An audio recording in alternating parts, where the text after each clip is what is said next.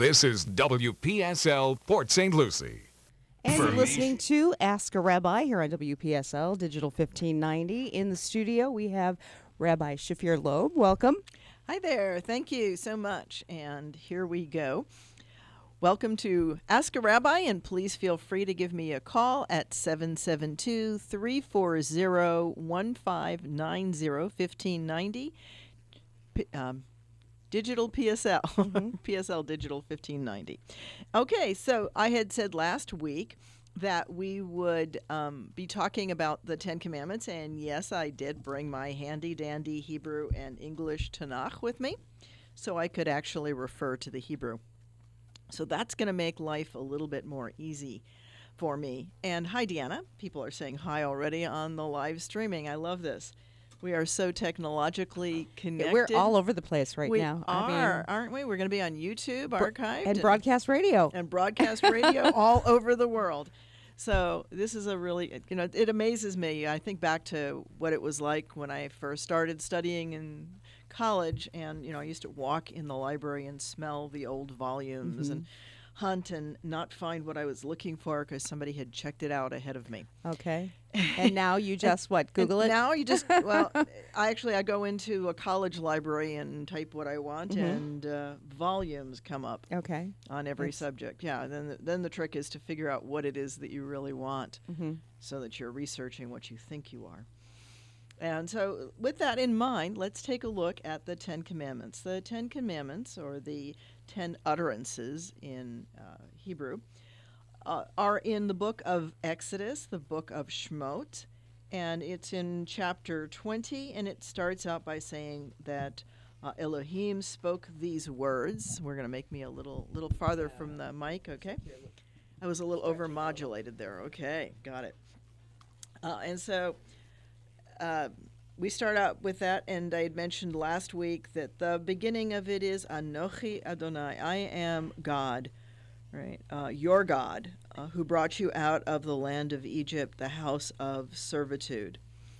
And that's the first commandment.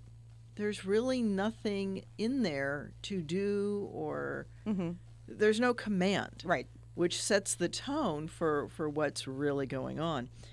And then it goes on. The second one is about not having other gods, and don't bow down to them, don't serve them, and all of that. I'm not going to spend a lot of time on that one, but I am going to go to the one that says, don't serve them, and don't worship them, and don't serve them, because I, ki anochi, Adonai Elohecha, I am your God. I am a passionate God, El Kaneh. Kenara, I am a very passionate God. Poked Avon Avot, who takes into account the sins of the fathers to the children, or the parents rather, to the children, to the third and the fourth generation. And usually that's translated as, I'm going to punish to the third and fourth generation. And I think that's not at all what it means. I think it means something very, very different. Poked is an accounting. So I will take into account what your parents did, because parents have an influence on their children. Right? We know that adult children of alcoholics have certain behaviors, a set of behaviors. Not that everybody does everything, but that it predisposes people to certain sets of behaviors. And those are not necessarily helpful and constructive behaviors. And so, to me, this passage says, I'm going to take that into account, so that if your relationship, for example, with the truth is not the same as somebody who has a healthier home life, I'm going to make some allowance for that. That's what that sounds to me. And that comes out of God's passion, God's caring for us. And I think that that's an important piece. And, it's to the third and even to the fourth generation, it takes a while to undo some of the things that our parents do. I often tell parents, remind them, I should say, that all parents damage their children, period. Kids don't come with a book, and even if they did, very few of us would pick it up and read it. We could argue that, in fact, Scriptures is an good instruction book, book. yeah. Yeah, it's a good instruction book. But even it is not easy to read. And, this version of Scriptures without commentary, mind you, this is just the text, and it goes, 2,000 pages and some. So, light reading for a Saturday afternoon. It takes a while to get through it, and then to really unpack each sentence. Yeah, and you have to probably reread too, because you may not totally understand what you've just read. Right. Clearly. Because you're going to see different things each time you read through it. And I think it's important to recognize that the original text is written in Hebrew. And if we look at something like the King James, that was a translation with an agenda. But all translations have an agenda. And even a translation could be an interpretation as well. Has to be. For example, if I were to say to you, Jim is a sharp guy, how would you translate that? Right, what does that mean? Right. Right, because we've got so many different meanings for... Right, and translating into what language? How would I explain to a group of people who speak whatever language what you were trying to convey by those words? Right. Because sharp, a knife is sharp. Right, a knife is sharp, wit is sharp, a good dresser is sharp. Okay. Right? Somebody who's very bright is sharp. Somebody who's very bright. So my lights light up. See, now you've gone with another word, bright. Now interpret that. Right, which has... And that's the game of translation, is that there's always choices to make. And no two languages, even the ones that are close, can be translated word for word. Because it just doesn't work. And, that's where one of my husband's jokes was he picked up a set of chopsticks when he lived overseas, and the person who wrote the English on it was not a native English speaker. And so, one of the things on it was fearlessness to boiling. Okay. Right, which was obviously trying to tell you can wash these in boiling water. They can get hot. They can get hot. But no native English speaker would say fearlessness to boiling. Right. So that's one of the challenges you get in. And I like to ask my students in college, how many of you are bilingual? Because some of them are. Some are even trilingual. And and then I say to them, can you translate between any of your languages, word for word? And there's like this light bulb that goes off and says, no, you can't. Because part of what we talk about, there's not even just the slang and the idioms. There's also, hi Deb, and but there's also just the sentence structure and the frames and the assumptions and all of that plays into into what goes on. I teach English to Chinese students, and it was interesting. I was working with a slide, and it said, in society of China, a little bit stilted there, right? In society of China, women have to do a lot of homework, or I have to do most homework, or something like that. It was not not nearly a comfortable English sentence. And I actually wrote a note, and I said, I think you mean housework. Right, not homework, yes. But work at the home. Right, so home and house. It was literal, yeah. Well, because different languages have different preferences. And homework, we think, is something we do when we come home from school. Right, and whereas they were thinking it was just work in the home. And so those are the kinds of things that are important. And for me, when I'm teaching a language to somebody, I stress those kinds of things, because they need to be able to have the mindset of the language in which they're speaking. It was one of the things that when I frequently ask people when they're learning a new language, is when do you start to dream in the other language? When do you start to think in it? Because when you start that process, then you're more embedded in the language.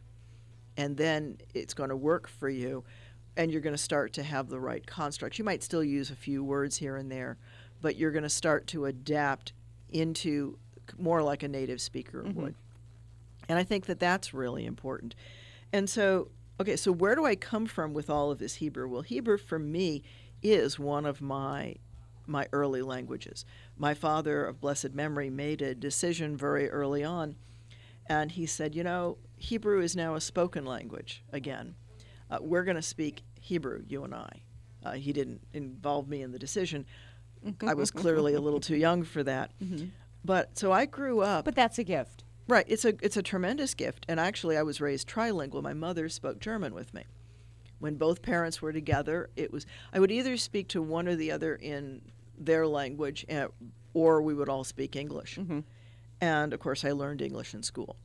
So there was not a problem with that. But yeah, that was a tremendous gift because I think of things in multiple meanings. And I think that that's important. And when I look at the Hebrew, I have a different sense of it than somebody who's learned it artificially and does not yet think in it. Mm-hmm. And yes, I have dreamed in Hebrew. That has happened. And it was funny because I lived twice in Israel in the course of my studies. And the second one, I was in grad school working on my ordination already. And when I came back to the States, I actually had to consciously translate back into English a couple of times. Right? I caught myself answering people's questions in Hebrew and then going, wait, no, you want to answer it in English or they're going to look at you like you're a little bit weird. And I had to, there were other little side things. I had a dog with me. And in Israel, you don't curb the dog like you do in New York, right? You walk the dog along the curb so it can be washed down. If you don't pick it up, you should be picking it up. This predates. Everyone should. Well, and this predates when it became proper to pick up. And the idea there was that if the dog went out on the curb, it would wash down into the sewers, which is another interesting thought anyway. But but other stuff washes into the sewers. So I guess it all comes out in the wash, as they say.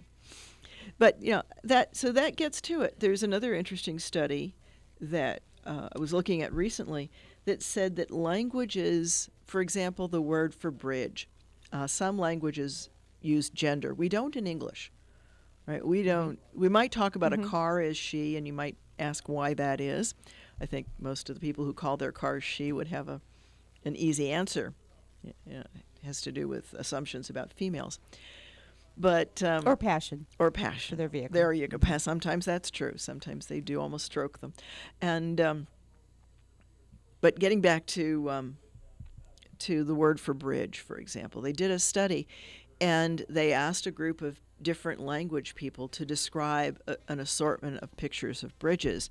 And the folks who used masculine for bridge tended to describe the bridge as strong and steadfast and well built, things like that, whereas the folks that used a feminine gender for bridge tended to describe it as beautiful, elegant, nicely designed. Right, aiming more at beauty side, which again shows some of the gender biases in language as well. So our culture is reflected in our language, and our language shapes our culture. It's a give and take. In the liturgy of my congregation, we actually have a prayer that says something along the lines, I'm going to paraphrase it because I don't have the book here, but we are our stories and they are us. We create the stories, but then they create us, and they shape how we think and how we look at things. So it is important to see how words are used. And we are, in fact, guessing because these words were written down thousands of years ago. We know that the words are the same and have been for at least 2,400 years. And that's based on the Qumran scrolls, the Dead Sea Scrolls. They match. For the most part, they match what they have uncovered and looked at. And so this tradition, and it's what's called the Masoret, which is the Hebrew tradition, is the one that seems to have been maintained. And that doesn't surprise me when I think about how the texts are copied. Usually when somebody was copying by hand, they'd be looking at one and writing and just going down it. But I think that the ancients recognized that this that sacred scripture had to be very carefully copied. And so when they're copied, the scribe looks at a certified copy and does it letter by letter by letter and double checks it back and forth. So looks down here. So let's start with the beginning of I am God. Aleph, Aleph, Aleph, Aleph. Okay, and going to the next letter and next letter. And then when the scribe finishes with a scroll or a panel, it gets checked. And it has to be certified that, yes, it is a matched copy. And even with that, there are still occasionally scribal errors or damage to a letter. That happens too. And very often a scribe will make a guess. It's one of the reasons why scholars like to look for the oldest texts they can find, because when you're reading notes and looking at them or reading something, you often write notes. And those are called glosses, little notes on the sides, above the words, wherever you can scribble them on the text. And so they're called glosses. And sometimes when a scribe is copying it, those slide down into the text and they become part of the text. So scholars are always looking for the oldest ones they can find. And so I understand that we have we have Bob on line 1. What's your question, Bob? Hi, Rabbi. What I'm wondering is Yiddish a form of Hebrew, or is it a whole other language? What is Yiddish? Okay. So I was saying earlier that languages embody a certain culture, and a lot of languages do not accommodate what the Jewish story and Jewish things that we use. And so ritual objects, ritual clothing, all different kinds of things. And so those words exist in Hebrew. And in the Germanic lands, it was a combination of Hebrew and German. And I joke with people and I say, we speak Yinglish, right? Okay, right? Because, I like that. Yeah, well, because we'll use Hebrew as if it was the same language, but spliced into English sentences. We have a kiddush lunch on Saturday, on Shabbos, right? We have a kiddush lunch on Shabbos, right? I went to one, actually. A buddy of mine was bar mitzvahed when he and I were both kids. And we're bar and I mitzvahed, went there to you your go. Luncheon. Yeah, right. So you go to a kiddush luncheon, but if you don't have the word kiddush, it's a special kind of luncheon. It's a lunch surrounding the kiddush, and hi everybody else who's saying hi. And so you use that word to describe the kind of lunch that it's going to be. That's how Yinglish gets started, and that's how Yiddish got started in Germany, in the Germanic lands. It's a combination of German and Hebrew. And interestingly, I had mentioned that my father spoke Hebrew with me and my mother spoke German because she came from Vienna, so it actually was Wienerisch. It was a subset of German that was, now she didn't teach me the actual dialect, she did teach me, but even their High German is different from Berlin's High German, because there's local things. Because growing up in the New York area, you sort of learned it whether you wanted to or not. Right. And whether or not you were Jewish. Absolutely. Well, we use it all the time. Schlep. Schlep. Exactly. Right. Schmooze. Schmooze. And there's a couple of other words that we don't want to go into. Okay. I thought of one immediately, but I won't use it. Not a problem. There's, okay. And there are words in Yiddish that I used as a child without realizing that until my brother looked at me and said, "What are you saying?" and then I kind of thought about it for a few minutes and said, "No, maybe not. Maybe I'll use a different word." So these words creep in. And so in Tucson, where I used to live, a lot of Spanish English speakers are speaking something they're now calling Spanglish, right? Which is using the things that they need from their Spanish culture and their Spanish language in an English structure. The kids learn English in school. You lived in Tucson. My cousin has a home here in Stewart and a home in Tucson. Wow, he's a lucky guy. I wish I could have a home in both places. And she, and go back Yeah. and forth. That's the operative part. Tucson is beautiful. It is Yeah. a beautiful city, and I loved living there. I came back east for family reasons. There was a number of crises going on in the family that caused me to look for a position back east. And and I love the people here too. So now I've got 2 hearts, 3 actually, Okay. if you count Ohio, where I used to live before Tucson. So you never lose your friends. You lose your Right. acquaintances, but you don't lose Well, your friends. I still keep in touch with buddies of mine in New York. None of them are Jews, but whatever. So here's an interesting piece. If you look up the word copacetic, and that's a word that comes to us out of Harlem, out of New York. Right. And it actually comes from Hakol B'Tzedek, which means everything is as it should be in an agreement. That almost sounds Czech or Polish Or Hebrew or Yiddish. yeah. Right. Yeah. It's actually Hebrew, but it was probably in a Yiddish context. When 2 people would make a deal in business, Hakol B'Tzedek, it's everything is good. Everything's It's cool, fair. yeah. Everything's fair. So tzedek is righteous. So that would Okay. talk about a contract or a deal. excuse me, being fair to both sides. And so it was something that would have been used in the shops in New York. And, there was certainly a relationship between folks in Harlem and folks in stores. And so hearing Hakol B'Tzedek would make a lot of sense. But if you didn't know the language, copacetic is certainly a very close sound to it. So there's that's how languages can creep and words can come in. And if you look that up in the dictionary, it'll say etymology unknown. And I always think that Okay. that's kind of cute. That just means nobody's tracked it down through the Yiddish. Because that was just Right. a very common phrase in the shops. Yeah. And my ears caught it, interestingly enough, because I didn't live in New York. I was born in Brooklyn, but I like to tell people I had the good sense to move my family out when I was 6 months old. Okay. Clearly it wasn't Where in Brooklyn? Brighton, 12th Street. Well, my mom had an aunt who lived in Flatbush. Ah, I was okay. born on the island and grew up there.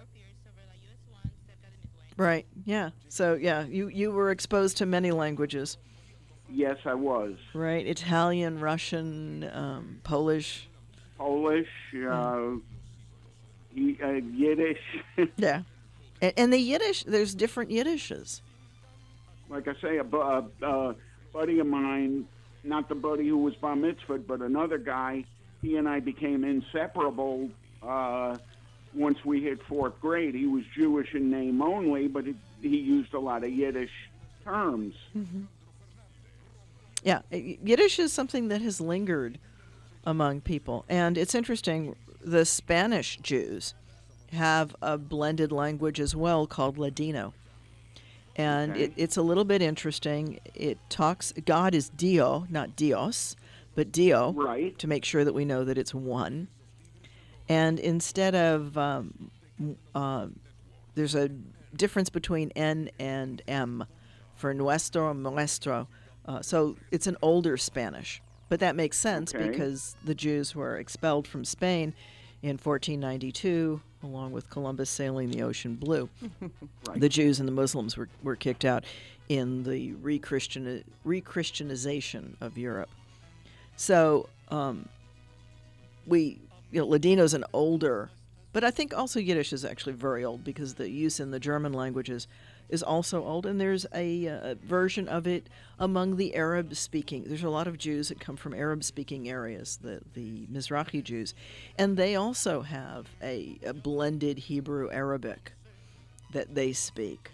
And my guess is that anywhere where there's a language, you're going to have a Yiddish, or not a excuse me, not a Yiddish per se, but a Hebrew blended into that language, because there are just words that we need. One of the things in Yiddish is arba kanfas, right? Okay. It's a four-cornered garment, so you have a place to put the fringes, because the instruction in Torah is you shall put a fringe on the 4 corners of your garment. Well, Roman togas don't have corners, And the clothing we wear today doesn't usually have four corners. So a number of Jews will wear an undergarment that has, it's called a talit katan, a small talit. But the purpose of it is to be able to add these fringes. So the Jews that you saw in New York and that you'll see in Miami and other places where there are collections, more Orthodox presence, where people are willing to wear them outside, you'll see these white fringes sometimes flying in the breeze. Okay. And that's coming off of something called an arba canvas, a four-cornered garment. And so that's an example of a specialized piece of clothing that has to be described and referenced. And so they're not going to come up with an external language when Hebrew or Yiddish already provides a word. And so those get used in it. And one of my laughters in Yiddish is all of the Yiddish that slides through the censors when they used to censor the movies. If the actors spoke Yiddish, it often slipped through. And there's some interesting undersides. They were saying some, what would be a four-letter word in English. Right. And also you've got some other things that now would be very questionable. So, for example, in Blazing Saddles, when Mel Brooks has the Indians come up, they're speaking Yiddish. Right, and that's the humor. Yeah. That's part of his shtick. Shtick. Right, there you go. Part of his shtick. Yes. So words do creep in. And so I think it was Sharon who asked, it was either Sharon or Mary Anderson, asked about languages in English, words coming in from other languages. And yes, it comes in all the time. Right. One of my other favorites that people don't think about is algebra. If you think about it a minute, you might even hear the Arabic in that. Okay. Algebra. Right. And that was a gift from the Arabs because they brought us zero and the Arabic numbering system. Or let me put it in other ways. I ask my students also, would you like to balance your checkbook in Roman numerals? No. No. Right. So when the Arabs came up with the idea of using a symbol to represent the numbers, that was a huge technological advance. And it allowed the higher maths. It allowed algebra. They also were the ones who brought guitars. That's why the Spanish have guitars, because of the Muslim presence in Spain during the large expansion. And so we to think that we grow up isolated is, I think, foolish. There has always been trade. As long as people have been hunter-gatherers, they have traded because nobody ever has everything they want. Or to put it in a very Florida context, could you imagine if all we had to live on were oranges? You know, we could eat them, and we probably could use their bark to build houses, but I'm not sure about the clothing we'd wear. Yeah, really. So no place is going to supply everything. Wearing, citrus skins for... Yeah, I was thinking skins would be all we'd have. Well, or palm leaves, but even the palms are brought in, right? We've got so many different kinds of palms, but the little scrubby thing that really grew here, probably was not great fun. But if we look back at what the original First Nations were using, they were much more limited, but even they traded. They would trade among the different nations. And in Europe and Asia and Africa, there was the Silk Road that came from China through Asia. Well, China is in Asia. Right, from Asia to Europe and Africa. That's a big part of how things came through the area we now call Israel, because that was the land bridge. And so if you were going to do trade between all of these different places, particularly if you were going to try to get down into Egypt or any of those areas, you would need to go through the land bridge. Right. Today we can fly, and also they did do trade by boat. Trade by boat's very, very old. We have references of very old explorers, Chinese explorers and Nordic explorers. Yet those people figured out how to communicate with each other. They did, even though they had different languages. And part of that is, I do it with the kids, right? I see you, right? Pen, right? We show the pen. A book, we hold up a book. I read, and we motion reading. We pantomime, and we teach each other our languages, and that's how a child learns language. As a child is growing up, they see their parents and friends and whoever else they come in contact with using language and doing actions. Well, I'll tell you what, I can't see, never could. And my mom would teach me language by having me put my hand on her throat. Okay. Feel the vibration. Very good. Okay. So you could see what she was saying. I could feel what she was saying. Feel what she was saying, rather. Yeah. Yeah. Yeah. And it is harder when you're missing one of the senses, any one of them, to make up the difference. That was the big challenge with teaching Helen Keller, right? Because she was both blind and deaf. Right. And that took water, right? That started her speaking, and that was the breakthrough. Right, yeah. And the first breakthrough is the hard one. After that, you build on it. And that is how we do language. So but you're right. As people traded up and down this Silk Road, not only did they trade goods, but they learned to trade numbers so that they could, tally how much something was, and probably carried some debts back and forth. And certainly they talked about ideas. We get to know the people we do business with. If you think about it, the people that you most often do business with, you get to know at least a little bit. And particularly if somebody's having to travel through and stays a day in each town, you're going to get to know them a little bit better. And that's the model that was true in the days of the Silk Road. Now we do it all, internet, and thank you, Google Translate, and Berlitz. But then we text and we don't even communicate verbally. Well, that's true. I look at some of the spelling of my students in the class, and I go, some of the English sentence structure. But you miss that connection, though. You miss the sound of their voice. You miss the personal touch of that conversation. Yeah, although what I'm finding, for example, I've got family in Israel, and we might text, but the purpose of the text is to set up a call. Okay. And the call is not phone anymore. It's now visual, right? Which is awesome. So it's FaceTime or it's Facebook chat, or Facebook chat is huge, right? Because that's basically a free video call. And people get to see and look at this. I'm doing live, right? So people are watching all over. Yes, I can wave at all of you. And there's all different people listening all over the world. And it's visual. So we do communicate, and we do most of our communication, actually, with nonverbal. And the article that I was reading, actually, this morning, or I shouldn't say I read. I caught the headline and clicked it to read because I'm kind of in a rush to get here for something to do. But it was that laughter cuts through culture. Oh, yeah, it's universal. Everybody knows a laugh, and people know smiles in different ways. Sometimes the smile, though, can be a challenge. And it's those kinds of things. And when you're learning a new language, one of the things you do is put the word for table on the table, put the word for the closet on the closet, door on the door, to help you start to incorporate those things. And so it is important. And it's also, I think, why the Muslims, for example, say that the Quran is only in Arabic.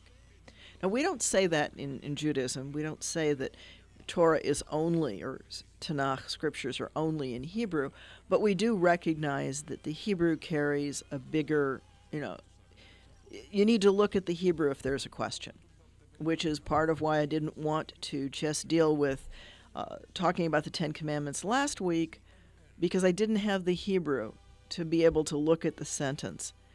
And that's important to me because it helps me really anchor down into the text. And I've always been one to tease and play with the Hebrew. But I think that's because I spent a lot of my formative years doing that. My father of blessed memory was a rabbi, and so it wasn't uncommon for students to be studying at the table and for me to be sitting there, because that was a good way for him to keep an eye on me. And so, you know, Okay. I learned things whether I wanted to or not, just because I was there. And so, yeah, it's kind of funny. I've learned to read Hebrew sideways, upside down, because of that. And every once in a while it comes in great for fun, particularly at Purim when you get to play funny things. And so one time in Tucson, there were 3 rabbis doing this Purim thing because we blended our congregations for it. And the Megillah, the book that we read from, the scroll that we read from, was facing the other rabbis. And I just looked over when it was my turn and just continued reading upside down. They were going to flip it for me. And I just continued reading upside down. And You just used a word that a friend of mine up in New York used all the time. the But Megillah? it meant Megillah, but it meant just stuff in general. Yeah, like a Megillah gorilla. Or like, you Yeah. you did this and you did that, The you whole did that Megillah. and you did that, the whole Megillah. Right, which really means the whole story, the whole book. There are 5 Megillot, 5 stories in Scripture. And so Esther is one of them. And that's another fun question, is to ask people, do you know what the Megillot are? Do you know what the 5 stories are? Because they're in there. Right. That's a fun question, so we'll leave that for maybe for next week, and we'll talk about the 5 Megillot, the whole Megillah, and why that. And part of that comes from that on different Sounds like a group, the 5 yeah, the 5 Megillas. Megillas. That would be a good group name. Yeah. You know, there's my other favorite group name is the 3 Opinions, which is a duet. Yeah, I Yeah. like that. Yeah, that's Yeah. good. It's an Israeli duet. They're called the 3 Opinions, and right, which Okay. yeah, right, 2 Jews, 3 opinions, Yours, and mine, and ours. yeah, yeah, well, and many others. The army way. Never mind. We can go many different ways on it. So, but that comes from the whole Megillah. Comes from the idea that you read the whole Megillah at different times and different holidays. So for Purim, we read the whole Megillah. It's actually the requirement for the holiday is to read all of the book of Esther, which is a Okay. funny story. Okay. I really look at people who think of it as either history or as a factual, or worse yet would be prophecy. But because it talks about building a gallows 75 feet high in Haman's backyard. And yeah, you know, people don't pay any attention to that. They don't pay attention to the numbers. The parties last for 6 months. Things like that. The numbers are just out off the wall. And the language is really interesting. Couple of innuendos in there that unless you're paying attention, you might not catch. For example, it talks about the king inviting his officers, both big and small. And, you know, I don't think he's talking about having large land.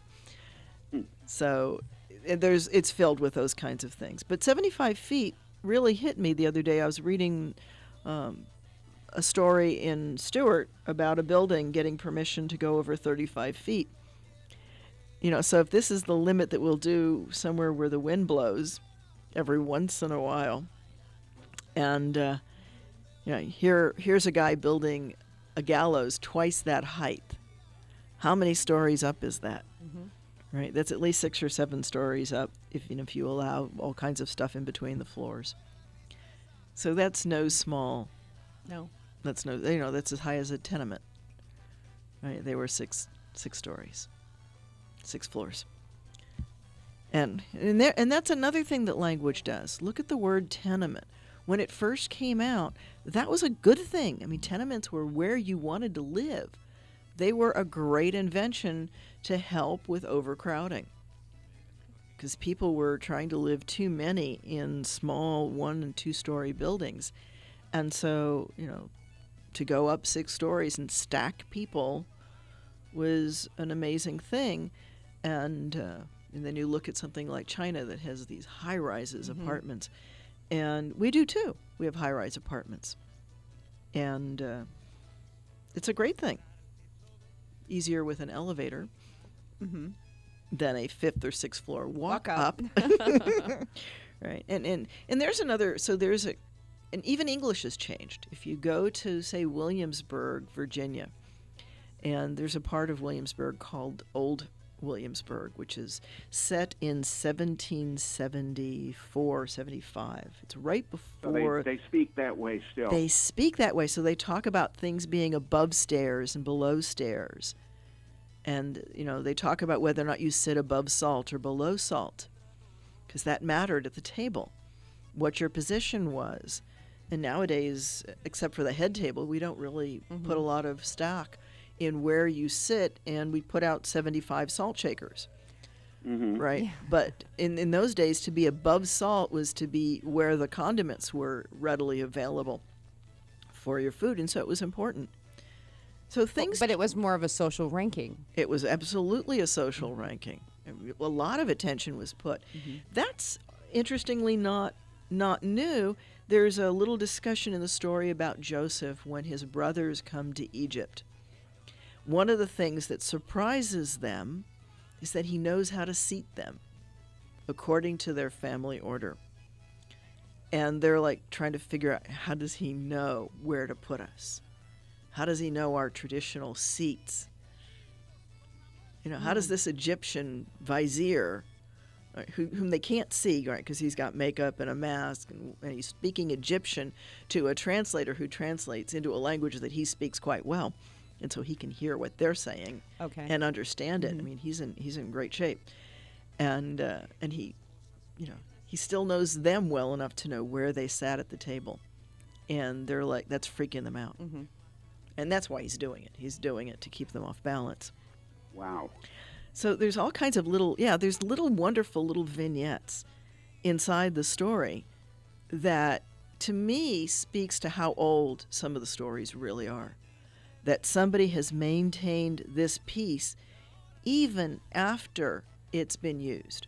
Another example, there's a couple of really good examples in the Joseph story. Another one is that the Pharaoh puts a collar on him, a necklace.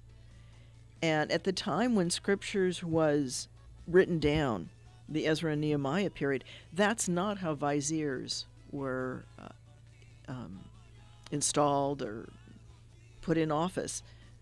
But it was an older method. We know it now from archaeology, and that helps us date the Joseph story more accurately, and to what it was and where it was. And there are some references to Semitic peoples coming into Egypt. And so some of those might be the Joseph story. But that's the way that scholars work with the text and go back and forth with things and try to figure out things. So that we can go also to my favorite typo, if you will, which is the Reed Sea or the Red Sea. In Hebrew, the sea that they cross is Yam Suf, which is the Sea of Reeds. Okay. It's not the Red Sea, it's the Sea of Reeds. And in Florida, we understand a Reed Sea. They're not crossable. Right? You can't get across them. In fact, they're probably worse than a regular sea in a lot of ways. But how did it come to be the Red Sea? Well, somebody dropped an E on the typeset floor when the King James was being put together. But here's the irony of it. That has so back-infiltrated. That typo has come back to where if I now hear two Israelis talking about it, they're calling it Yam Adom, which is the Red Sea, instead of Yam Suf, which is the sea referenced in Hebrew in the text. Right? So they're dealing with a story rather than the text. But isn't that what we spend a lot of time doing? So they're using more modern language references, except they're not. I don't quite know what I want to say. Well, here. they're not being accurate, but Or did they Yeah. think this is what they meant? well, And they corrected it, or they think they corrected it? no, I think they just know the story and have never read the text. Okay. An example of that, here's a modern version of it. I just posted on my Facebook wall a piece that talks about Henry Ford's desire to make a white America. Okay. Okay. Because he was a little bit bent that way. And the article has a teaser. People like to put teasers on videos, clickbait. And the clickbait is the anti-Semitic or the racist or whatever word they used history of the square dance. And of course, square dancing comes out of the African American experience and the things that they brought from Africa with them. And they were considered, kind of crude because they called out things in their dancing, which the British looked down on at the time. That's do-si-do, I believe, is 2 by 2 in Right. French.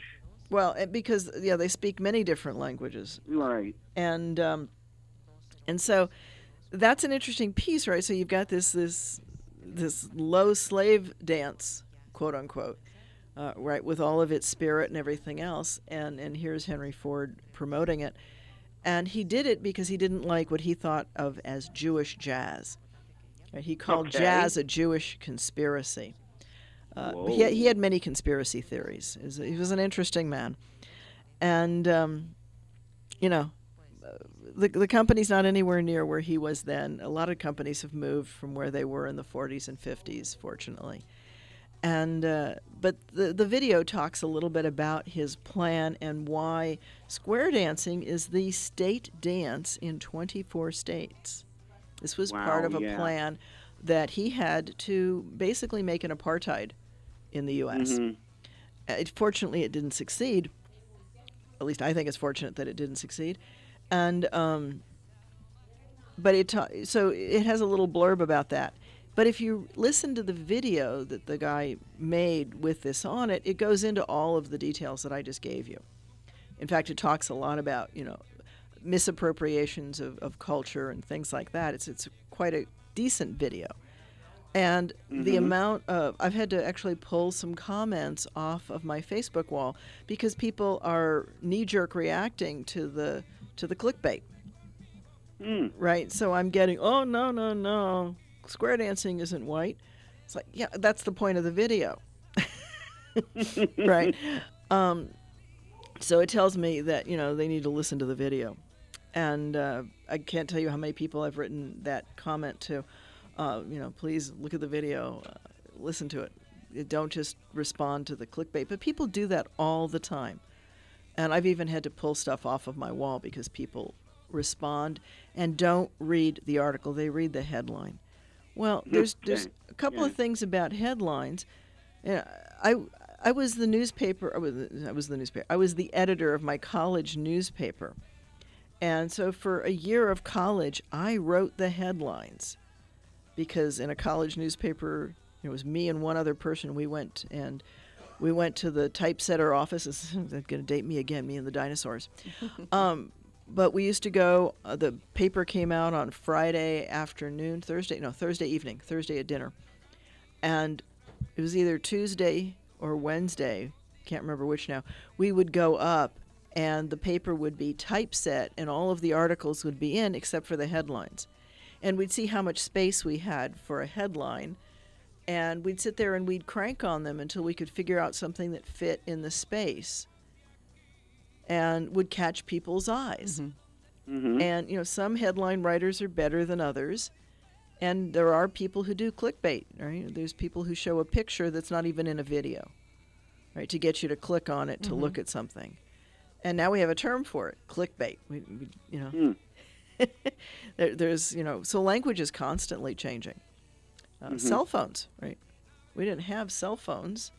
Right. And that's not not when that... I was a kid. Not that long ago. Well, even the phone, if you look at your old phone, the push button, which was, I grew up with rotary, but the push button... That's what I grew up with, too. You, me, and the dinosaurs, yeah. It's a number symbol. Right. Which is now called hashtag. Right. Right. Okay. Or pound sign. Pound. Right. Right. We used to call it the pound Yeah. 3. Yeah. Right. And then there was the big thing on the phone when the push button phones first came out.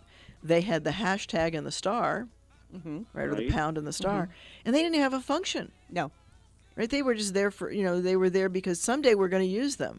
Well, now we really do. I guess we couldn't have the two Yeah. empty spaces on that keyboard. Well, I think that they actually did expect that things would change as we digitalized, but it was going to take a while. Yeah, okay, here I am. Right, I can remember the phone locks, the little button that people would put in the dialers so Yeah. that you couldn't rotate them. Right. So you can't call long distance. Well, you could, but you had to do it by clicking the little The hang up button. the thingy. little hang up button on in the Yes. headphone carriage. And knowing those kind of workarounds, right, kind of dates us too. And That took some skill too, though, because It did. You had to do it just fast, right. and Yeah. you had it. fast and accurate, and you had to do the right And amount count of them. right. And yeah, that's how you ended up calling Poughkeepsie. From Brooklyn. Yeah, right. Yeah. And so some things are good. Things change with time. One of the things that I think is good, we're not seeing anywhere near the muggings that we used to see, because people don't carry anywhere near the amount of cash. And cameras are everywhere. Cameras are everywhere. Well, people forget that though, because cameras are everywhere. Yeah. Right.